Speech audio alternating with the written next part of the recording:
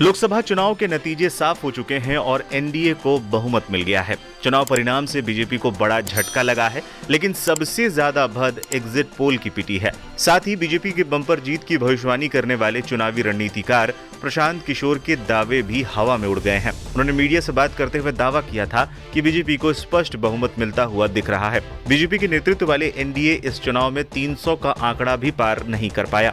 लोकसभा चुनाव में बीजेपी को मिले झटके के बाद सोशल मीडिया पर लोग प्रशांत किशोर को ढूंढ रहे हैं। प्रशांत किशोर पर अब लोग जमकर मीम बना रहे हैं और उनके दावों का मखौल उड़ा रहे हैं। प्रशांत किशोर ने चुनावी नतीजों से 2 दिन पहले बीजेपी की बम्पर जीत की भविष्यवाणी की थी। उन्होंने कहा था कि बीजेपी के 300 से अधिक सीटों पर जीत की संभावना है। प्रशांत किशोर ने कहा था कि जिस दिन से पीएम मोदी ने कहा है कि बीजेपी को 370 सीटें मिलेंगी और एनडीए 400 का आंकड़ा पार करेगा, मैंने कहा यह संभव नहीं है। ये सब कार्यकर्ताओं का मनोबल बढ़ाने के लिए नारेबाजी है। बीजेपी के लिए 370 सीटें हासिल करना असंभव है, लेकिन ये निश्चित है कि पार्टी 270 के आंकड़े से नीचे नहीं जा रही है। मुझे लगता है बीजेपी पिछले लोकसभा चुनाव में मिली संख्या के बराबर ही सीटें हासिल करने में सफल रहेगी, जो कि 303 सीटें, ये शायद उससे थोड़ी बेहतर है।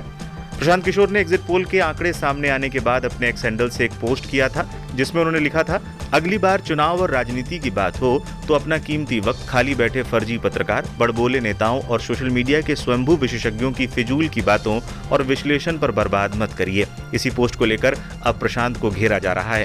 सोशल मीडिया पर प्रशांत किशोर ट्रेंड हो रहे हैं और लोग उन्हें जमकर ट्रोल कर रहे हैं। प्रशांत किशोर ने दावा किया था कि बीजेपी 2019 के चुनाव की तरह 303 सीटें या इससे अधिक हासिल करेगी, जबकि हकीकत में बीजेपी क्या पूरा इंडिया गठबंधन 300 तक का आंकड़ा नहीं छू पाया है। बता दें, प्रशांत किशोर 2014 के आम चुनाव में नरेंद्र मोदी के रणनीतिकार थे और तब मोदी ने रिकॉर्ड तोड़ जीत हासिल कर केंद्र में सत्ता हासिल कर पहली बार वो प्रधानमंत्री बने थे। हालांकि नरेंद्र मोदी के पीएम बनने के बाद प्रशांत किशोर ने उनका साथ छोड़ दिया था। इसके बाद पिछले कुछ सालों में हुए विभिन्न राज्यों के विधानसभा चुनाव में कांग्रेस, ममता बनर्जी की टीएमसी, नीतीश कुमार समेत अन्य कई पार्टियों के नैया पार उन्होंने लगवाई और इस लोकसभा चुनाव से पहले बिहार में अपनी खुद की पार्टी बनाकर अन्य पार्टियों से किनारा कर लिया था।